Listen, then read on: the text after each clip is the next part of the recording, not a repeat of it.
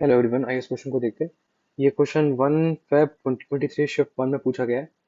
ये क्वेश्चन कहता है कि a charge particle of 2 microcoulomb accelerated by potential difference of 100 volt enters uniform magnetic field of magnitude 4 milli tesla at right angle to direction of field. The charged particle completes semicircle of radius 3 centimeter inside the magnetic field. The mass of charged particle is, मतलब कि charge particle का मास क्या होगा। तो ठीक है, अब देखो, ये साफ बोल दिया ना। एक पॉइंट तुम ध्यान देना, ये भी तुमको बोल रहा है ना कि region of uniform magnetic field में एंटर कर रहा है, साथ ही साथ सेमी सर्कल कंप्लीट कर रहा है ना। The charge particle complete semi circle of radius 3 centimetre inside the magnetic field. तो इसका मतलब कि यहाँ पे जो मैग्नेटिक फील्ड है वो उसको कहीं ना कहीं हम सेक्टर में मानेंगे। समझा? अब देखो, sorry for the background noise यार, अब हम कुछ नहीं कर सकते यार, सॉरी। देखो, ये मान लेता हूँ मैं sector, sector of magnetic field, मतलब कि इसी रीजन में तुम्हारा सिर्फ मैग्नेटिक फील्ड लाई कर रहा है। ठीक है, तो मैं मान लेता हूँ कि ऐसे cross cross magnetic field,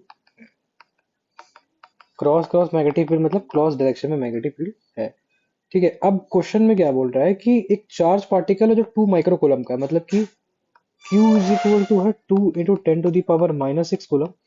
potential difference delta V की जो वैल्यू है वो है 100 वोल्ट।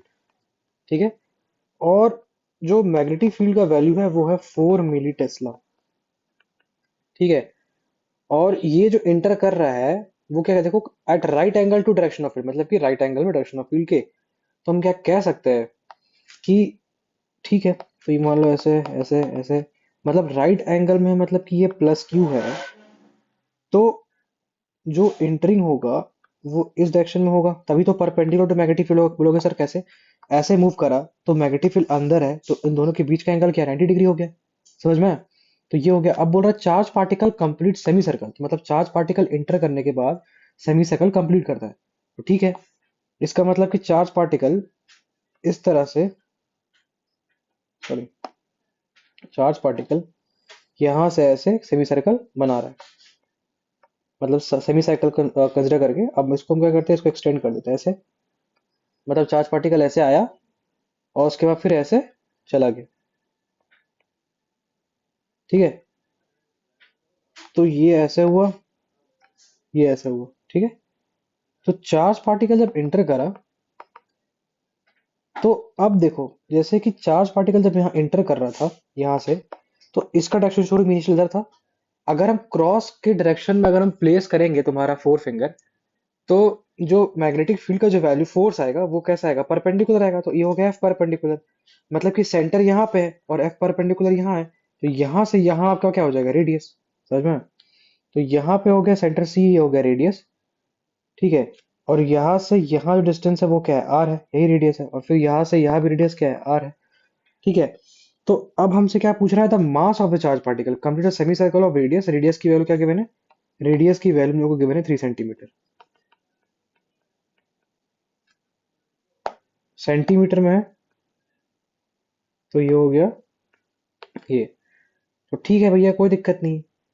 तो क्या हम इसको लिख सकते हैं, आर इज इक्वल टू क्या होता है जब ऐसा कुछ होता है, जहाँ पे, जहाँ पे क्या, जहाँ पे आपका मैग्नेटिक फोर्स इधर लग रहा है और क्योंकि सर्कुलर मोशन हो रहा है, तो एफ इज इक्वल टू क्या होता है, M V square upon are.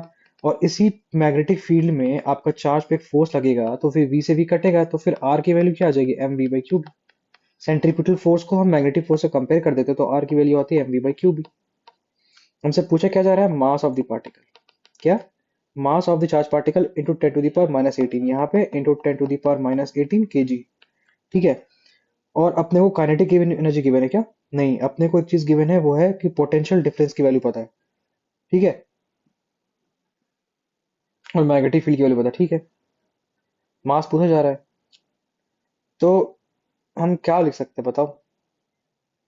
Radius को हम और क्या लिख सकते हैं, हम रेडियस लिखते हैं √2m⁴ क्यू इंटू पी। ठीक है, हमको मास चाहिए, तो हम क्या बोलते हैं, आर क्यू इंटू बी का whole square is equal to 2m⁴ v। तो क्यू से क्यू कट गया, तो R square Q B square is equal to 2m⁴ v। m हमसे पूछ रहा है R square Q into B square by 2m, नहीं, 2 डेल्टा वी। आर की वैल्यू क्या है देखो, आर की वैल्यू है 3 into ten to the power minus two. तो 3 into ten to the power minus two का स्क्वायर। क्यू की वैल्यू क्या है, क्यू की वैल्यू हो गई 2 into ten to the power minus six. B की वैल्यू क्या है, बी की value 4 into ten to the power minus three का स्क्वायर। ठीक है, अब आया नीचे 2 डेल्टा वी, तो डेल्टा वी का वैल्यू क्या है, डेल्टा वी का वैल्यू 100 वोल्ट। बस इसको सॉल्व कर लीजिए, तो इससे क्या मिल जाएगा, आपको मास मिल जाएगा। तो हो गया 9 into ten to the power minus four into two into ten to the power minus six, 16 into ten to the power minus six by 200, ये 100 हो गया। ठीक है, तो 9 into sixteen into ten to the power minus ten into ten to the power minus six by ten to the power two, तो 6 9 से 54। ठीक है, 5 ऊपर गया, 9 10 11 12 13 14 144। तो 144 into ten to the power minus six by ten to the power two, तो 144 into ten to the power minus eighteen. तो आ तो गया, देखो एकदम परफेक्ट आंसर आ गया। मास की वैल्यू क्या आ गई, मास की वैल्यू आ गई 144 into ten to the power minus 81 kg। तो ये हुआ अपना आंसर।